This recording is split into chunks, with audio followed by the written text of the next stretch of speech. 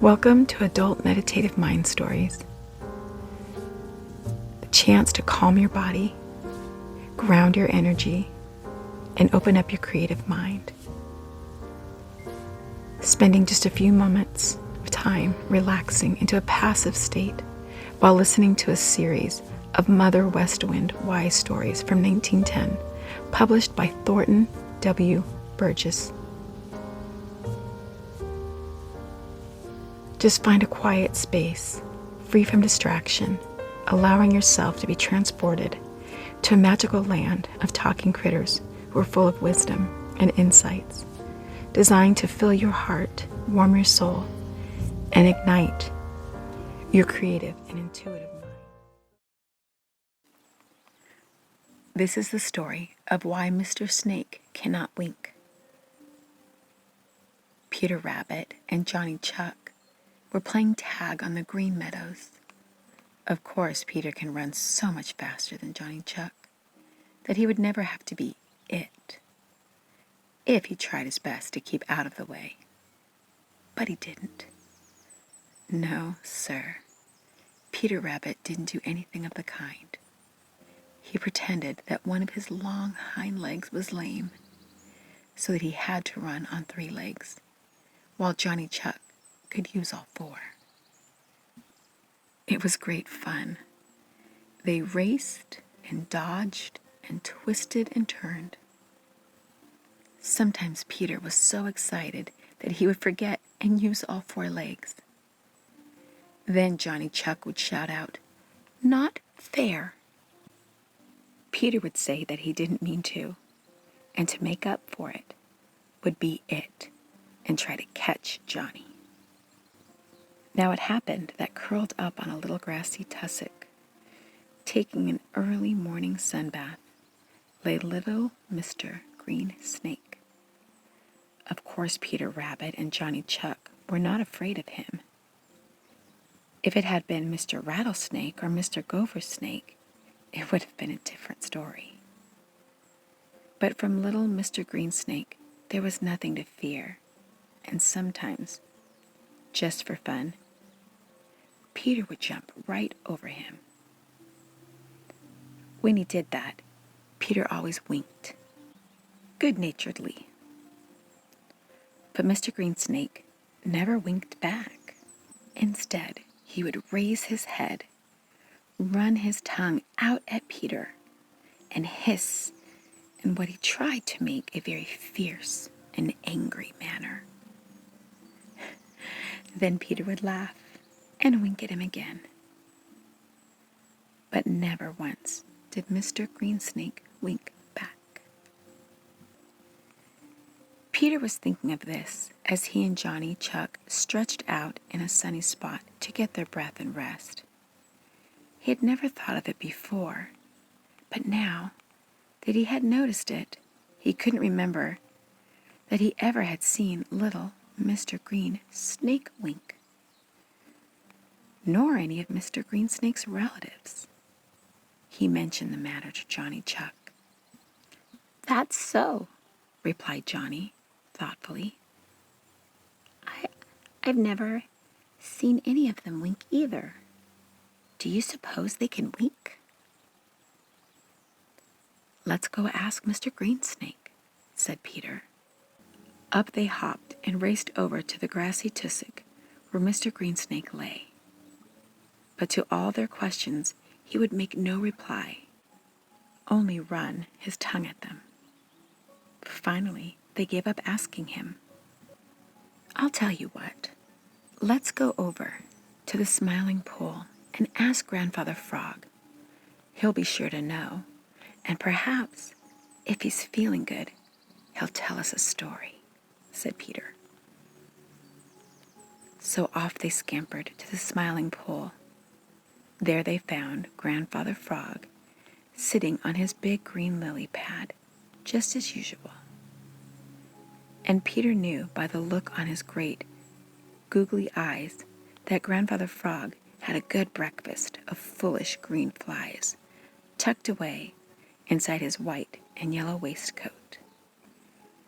His eyes twinkled as Peter and Johnny very politely wished him a good morning. "Good morning," he said gruffly. But Peter had seen that twinkle in his eye and knew that Grandfather Frog was feeling good-natured in spite of his gruff greeting. "If you please, Grandfather Frog." "If you please, Grandfather Frog, why doesn't Mr. Greensnake wink at us when we wink at him?" he asked. "Chug-a-rum, because he can't," replied Grandfather Frog. "Can't?" cried Peter Rabbit and Johnny Chuck together. "That's what I said. Can't," replied Grandfather Frog. "And no more can Mr. Blacksnake or Mr. Rattlesnake or Mr. Gopher Snake or any other member of the snake family." "Why not?" cried Peter and Johnny, all in the same breath. "Chug-a-rum," said Grandfather Frog, folding his hands across his white and yellow waistcoat. "If you will sit still until I finish, I will tell you. But if you move or ask any foolish questions, I'll stop right where I am. And you'll never hear the end of the story, for no one else knows it." Of course, Peter and Johnny promised to sit perfectly still and not say a word. After they had made themselves comfortable, Grandfather Frog cleared his throat as if to begin, but for a long time he didn't say a word. Once Peter opened his mouth to ask why, but remembered in time and closed it again without making a sound.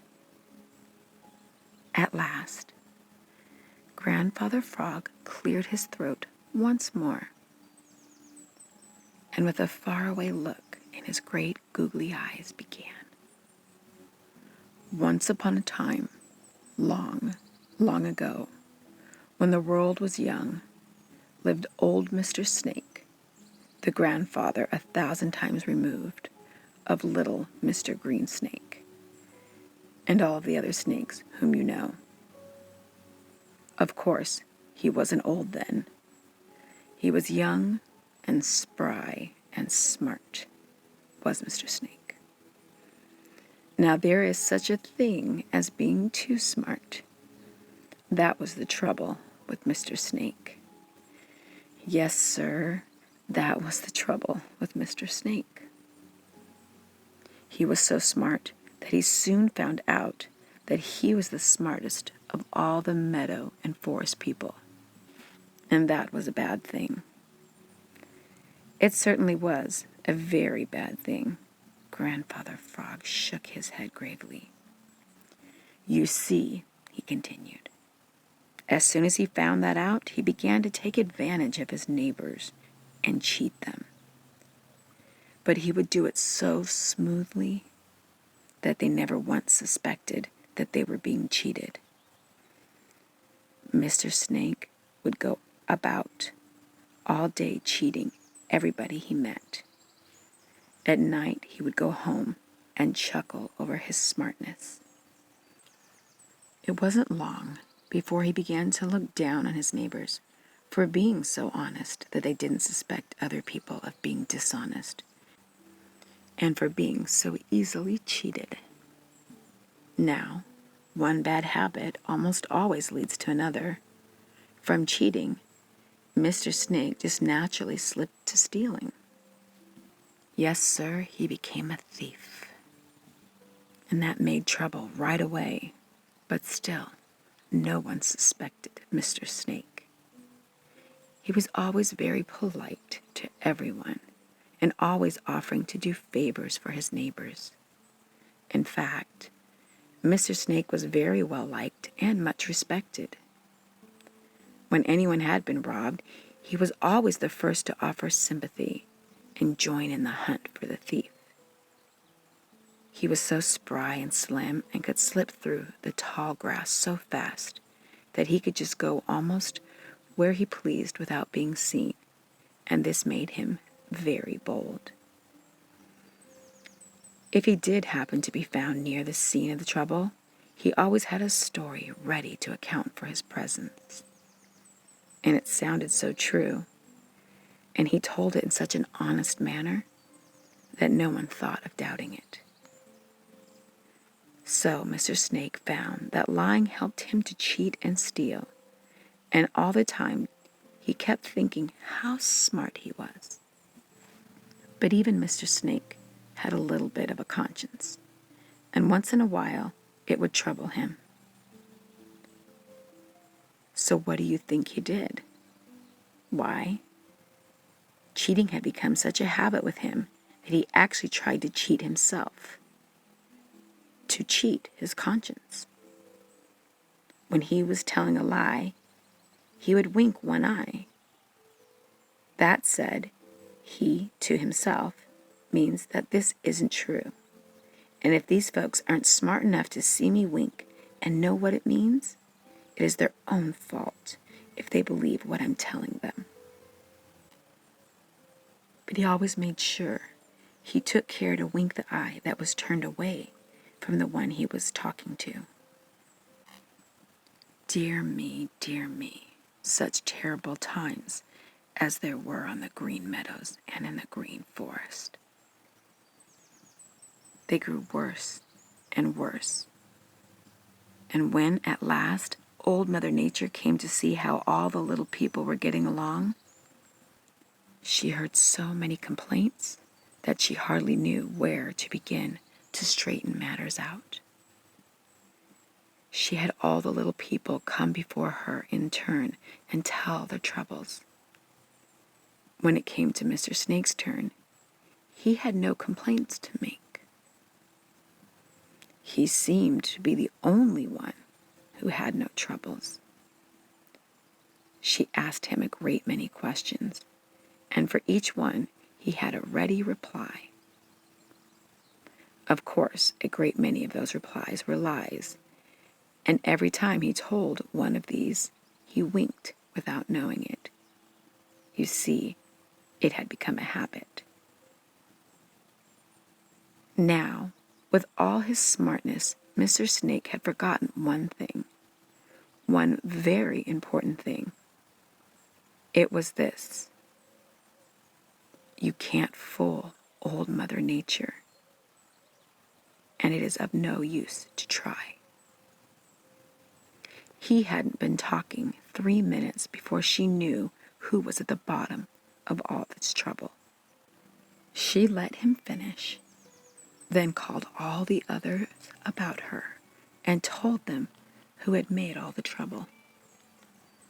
Mr. Snake was very bold. He held his head up very high in the air and pretended to not care.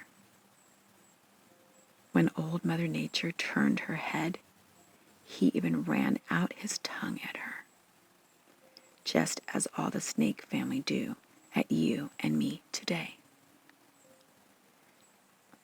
When she had finished telling them how cheated and stealing and lying isn't smart at all, but very, very dreadful, she turned to Mr. Snake and said, "From this time on, no one will believe anything you say, and you shall have no friends. You will never wink again, for you and your children and your children's children forever will have no eyelids, that all the world may know that those who make a wrong use of things given them shall have them taken away." And now you know why little Mr. Greensnake cannot wink at you. He hasn't any eyelids to wink with, finished Grandfather Frog. Peter Rabbit drew a long breath. "Thank you, oh thank you, ever so much, Grandfather Frog," he said. "Will you tell us next time why Bobby Coon wears rings on his tail?" "Perhaps," replied Grandfather Frog. And that is the story of why Mr. Snake cannot wink.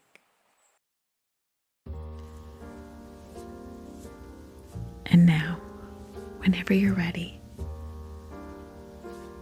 take a deep cleansing breath in, hold it, and exhale.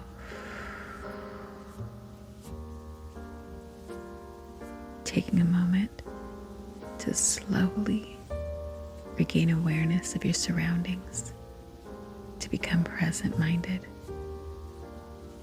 in a calm, grounded,